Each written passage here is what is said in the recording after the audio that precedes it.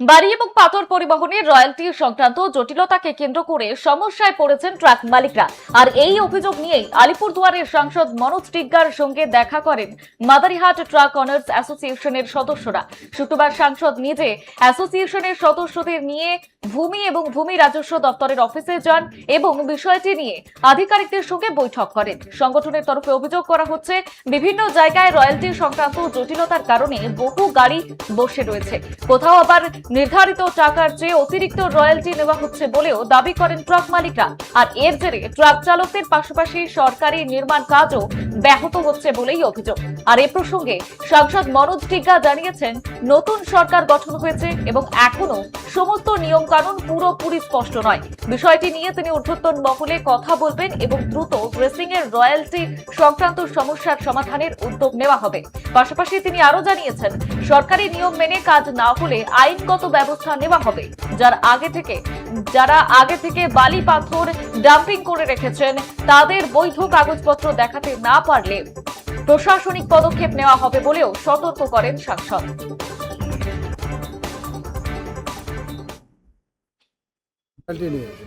রয়্যালটির rate Sohel অনেক high rate নিচ্ছে আমাদের কাছ থেকে, গাড়ি চালাতে পারতেছিল রেটে। তারপরে এর আগে পথের সাথে মিটিং হলো, মিটিংয়ে আমরা গেলাম। মিটিংয়ে যাওয়ার পর সোহেল তো মিটিংয়ে বসার পর আমাদেরকে বলতেছে মাদারিহাটে গাড়ি কোনো ছাড় নাই। আপনার কীরকম ছাড় চাচ্ছে? উনি বললো কোনো ছাড় নাই, ওর ছাড় নাই বলে আমরা তো মিটিংটা বেরিয়ে চলে আসি, যেহেতু উনি বলে দিল ছাড় নাই। অ্যাকচুয়ালি আপনাদের 250 রয়্যালটি কত টাকা নিচ্ছে এখন? এখন 250 রয়্যালটি নিচ্ছে আপনার 3400 টাকা। আচ্ছা, আমার কাছে আছে এখন। আচ্ছা, গত বছর কত দিয়ে কাটছিলেন আপনারা? গত বছর কাটছিলাম 2200 টাকা, না 2200। আচ্ছা, 2200 টাকা। তার মানে হচ্ছে এক বছরের মাথায় আপনাদের 1200 টাকা হচ্ছে পার 250-তে বেশি দিতে হচ্ছে, তাই তো? এখন আপনার কি চান তাহলে? আমরা যাতে সরকারি যে রেট আছে আর কি, ওই রেটে আমাদেরকে রয়্যালটি দেওয়া। কি বিষয় আছে?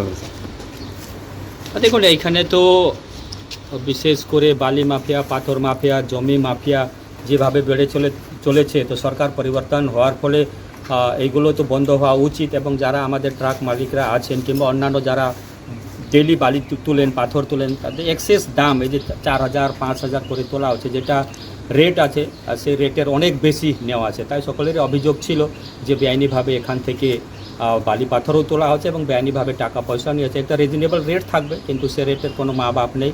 তাই আমরা বিএলওর সাহেবকে বলেছি, উনি বলেছেন আমাদের হাতে তো কিছু নয়, এটা যেহেতু সেন্ট্রালি সেক্টর 5 কলকাতা থেকে হয়, যেটা WBMTDCL কি আছে এখান থেকে শুরু হয়। তো আমরা কথা বলেছি, তো ওনারা বলছেন বেশিরভাগ তো মাদারিহাটে যারা আছেন টিতি বাংরি থেকে বালি পাথর তুলেন, তো এখানে তো খুব সমস্যা হচ্ছে।